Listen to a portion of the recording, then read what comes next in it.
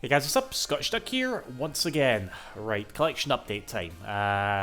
This is a bit of an exciting one, actually. I'll get to why in just a moment. But for now, got a small pile of games here that I'm going to go through, hold up to the camera, and talk about a little bit. Okay? Quality content. Anyway, first of all, I got Tasmania for the Mega Drive. Now, this was like a game that was kind of been on my radar, I suppose, for a while, because it's kind of a well-regarded platformer for the console, because, you know, like, Mega Drive and, like, well, a lot of games from that era, to be honest, there was a lot of, like, really good licensed games based on, like, cartoons or films and whatever, mainly cartoons, I suppose, and this was one of them, and, I don't know, guys, it didn't leave the best first impression with me. I barely got through the first level. Which was like full of like quicksand and shit, and Taz kind of controls weird. He either like moves really slowly, or you hold down a button, hold down a button, and he like spins about like he does in the cartoon, and he just like slides along the stage, and you can do that forever. I don't know. He moved really weird. It was odd. Okay, I don't know. I think I need to go back to it, give it some more chance, because there's a lot of praise for this one. But yeah, whatever. There we go. Tasmania. Next up we have, now this was almost like, I saw this, and I thought about it, I should say, and I almost thought, oh fuck, I've bought this. This might actually turn out to be quite embarrassing when I get around to doing a collection update. The Metal Gear Solid HD collection for the Xbox. I already have this for the PS3, which I bought back in the day one. It was made by Bluepoint. They did an excellent job. Love Metal Gear, you know, especially 2 and 3, fantastic games. Never played Peace Walker, never, you know, but 2 and 3, excellent games. But through, like, you know, games from Digital Foundry and the like, I discovered that the PS3 version was actually the weaker of the two. It had, like, the most frame drops, which I didn't notice back then, but after hearing about it, you kind of can't get that worm out of your brain. Apparently the 360 version was better, and not only that, but the 360 version got an Xbox One patch, which basically locks the frame rate entirely. It's still at 720p, but it locks the frame rate to 60 no matter what, apparently. And you can't physically download this anymore, because Konami was having like a shit fit with some of like the historical footage that they used, and they had to like take it down for that, and they've been talking about getting it back up. And there was also a rumor, and this is why I was almost like a bit of a bad purchase. There was also that rumor going about it that at Tokyo Game Show they were going to announce a Metal Gear Solid collection. There was some sort of trademark or whatever that went around. So I heard about that. Then I bought this after watching the Digital Foundry video, and I thought, oh, this is going to look really stupid if that collection gets announced, because it's not too cheap. Like I said, you can't buy it digitally at the moment. So it was like, it's not too pricey, but it wasn't like too cheap either. But either way, it's nice to have what is effectively, at this moment, the best way to play Metal Gear Solid 2 and 3. So, I hope, not complaining too much. Next I have Soul Hackers 2, the PS4 version. I think I talked about this before, but I think my plan going forward is when a PS4 version has a PS5 upgrade, as it says right there, I'll just get the PS4 version for the hell of it, you know? This game's alright, you know? I want to say it's a good example, I should say, of like a game that you buy when it's on sale, unless you're like already a big Atlas fan, because even playing it, I was just like, yeah, this is I guess like a typical SMT or Persona game, just not as good, you know. It didn't hold my interest going all the way through, and you know, it's funny because I put off playing like Xenoblade Chronicles 3 to give this a try. I'm now playing Xenoblade Chronicles 3 and absolutely loving it, by the way. But yeah, I didn't go back to this one. Again, it's not bad. It's actually quite good. Just not the most like standout SMT game, I suppose. But regardless, there you go, Soul Hackers 2. And here's another one I got, Dead or Alive Ultimate. I'm a fairly decent Dead or Alive fan, as I've said before. And this was just a game that I'd never had before, I think. And there's a couple of different versions of this, actually. So it comes with like the 2 discs, which I can't even remember what's on these 2 discs. Like, I think it's all just like a remake of a Dead or Alive 2.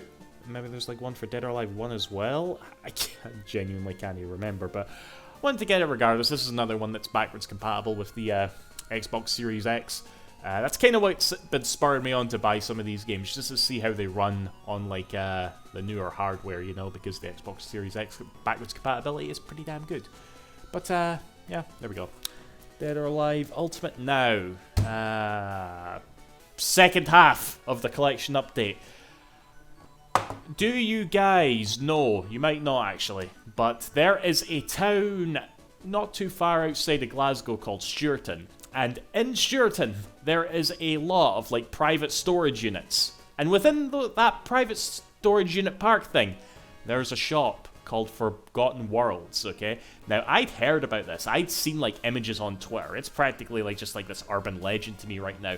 And it was just, like, a hotspot of, like, loads and loads of games from, like, Japan, the US, Europe, everywhere. It was just like a massive storehouse full of fucking games, consoles from all over the world. And I remember, like, seeing the not screenshots, I remember seeing pictures of this place, and like, oh shit, I gotta go there. But this was in the middle of COVID, I discovered this, so I was like, oh fuck, one day hopefully I can go there. Now fast forward some time, and a friend of mine from work sends me some pictures. It's like, hey Donald, look where I was the day, and he showed me pictures of this massive warehouse full of games, and I immediately recognized it as Forgotten Worlds, and I'm like, what, you went there? I was like, yeah, I went there with a friend. Why didn't you take me? And I think, from how I remember, his response was like, yeah, I guess I should have taken you. You would have loved that, eh? No shit! No fucking shit, I would have loved that. Take me next time, alright? And during the weekend there, he did. He told me that him and that same friend were going to go over and spend a bunch more money. So I was like, right, take me this time. And they took me. And going into places like that, man, it's like, I get like a high. Like, it's literally like a sort of endorphin rush to be around all those games. It's just like, you're just so ready to, like, waste so much money on them. You know what I mean? And I'll not say how much I spent, but it was decent. It was a decent amount, but because you almost get there and it's like you almost feel like just obligated. It's like, I need to get some shit out of here. But yeah, I didn't even really know what I was wanting to go for.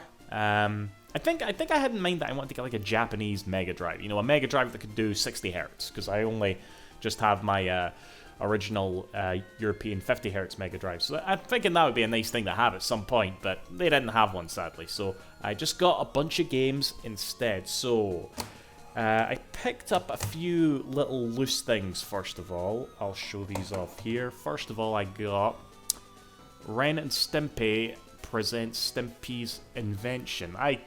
Decent Ren and Stimpy fan. I just saw this. I was like, okay, I guess I'll get this. I think there was like a bunch of Ren and Stimpy games during that era, like all of them based on like specific episodes.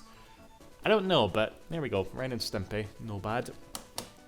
Then I picked up Turok 2. Now, I don't own either of the Turok games. There is only 2 Turok games on the N64, right? I know that they're quite well known on that console, but I've just never had them. I don't even have the first one, but I just saw this. I was like, yeah, let's go for this. So, I mean, I'll get around to those at some point. The only thing I know about Turok is that everybody moaned about the fog in those games. They were apparently, that's kind of the game's legacy. I don't even know if they were really like even that good or not.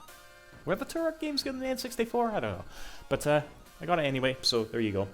And speaking of N64, this one wasn't mega cheap, but I just saw it and I was like, you know what? I need to get this. I need to get this. Katana in the N64. Came with an end label, which was mighty nice of them. But so, yeah, I now own a Katana. I'm gonna pop this in at some point and give it a wee play. Probably won't get too far, but it'll be a laugh, won't it? So, aye, there you go. Katana. Okay, and then I made like 2 fairly decent big purchases, guys. The first one, because we actually went there, then we like drove off to like a cafe to get like something to eat and shit, and then we went back, okay? And when we went back, my purchase as it was this right here. And I just saw it and immediately I was like, because I kept making noises, okay? Like I was cutting a bit with my pal, and we're just looking at all the shelves. I'm just making,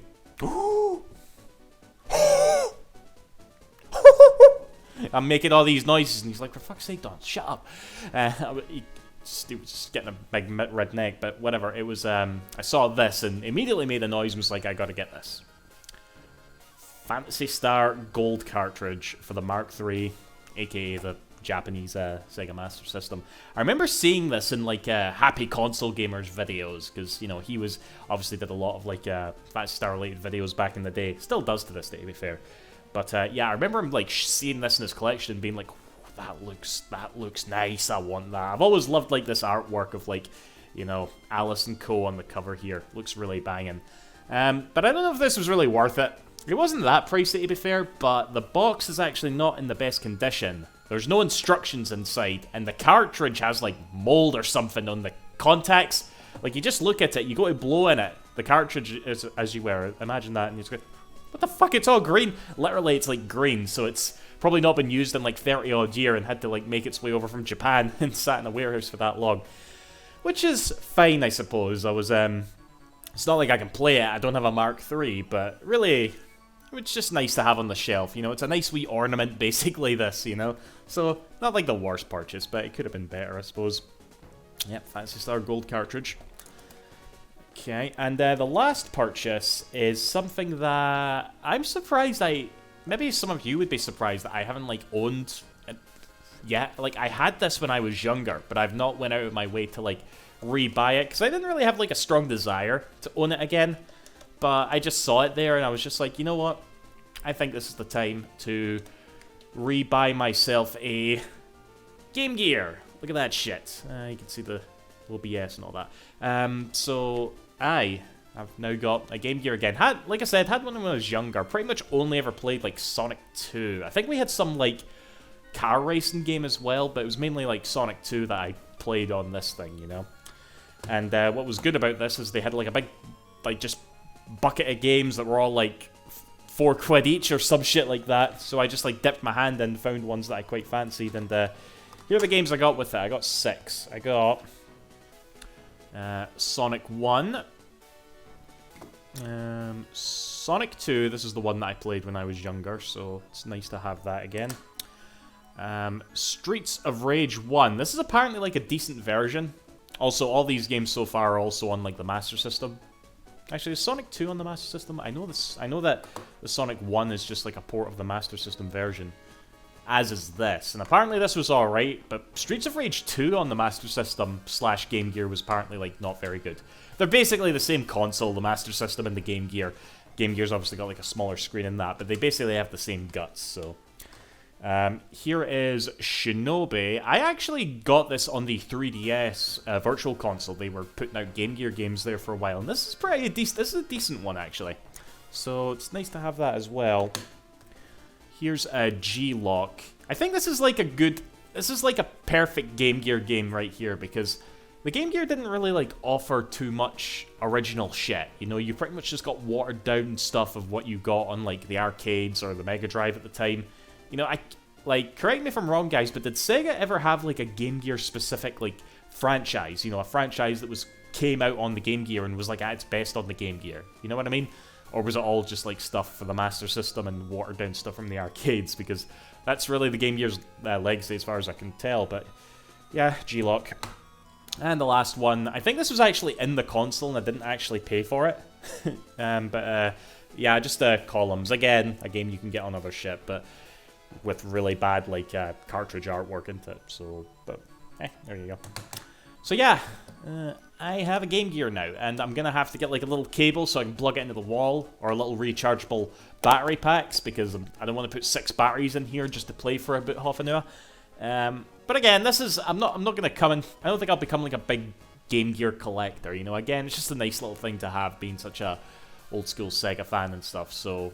Yeah, I'm not gonna lie. They actually had like those, you know, those like Game Gear Minis that Sega came out with like a year or two ago that has like 4 games on it, and they made 4 of them with different games on it. You know, it was a total like, what the fuck is this shit? They were there, and I was very tempted to go for one of those, but I didn't. Instead, I went for the real thing. So I can't use this as a keychain, but whatever, you know. So yeah, guys, that's all that. It was great. Forgotten Worlds, you know, bra place. Apparently they do like a lot of shit on their Facebook. I'll put it in the description actually. I don't really use Facebook, but, you know, it was a bra shop, okay? They had, like, arcade machines there. The guy who was, like, there at the time was super nice, you know? Gave us, like, a few... I think he gave, like, my pal, like, a discount and some other stuff because I spent so much. That's why he was joking about it as we were leaving. I was like, I'll be back to spend more money. Anyway, that's that, guys. Yeah. See you after. Thanks for watching. Bye-bye.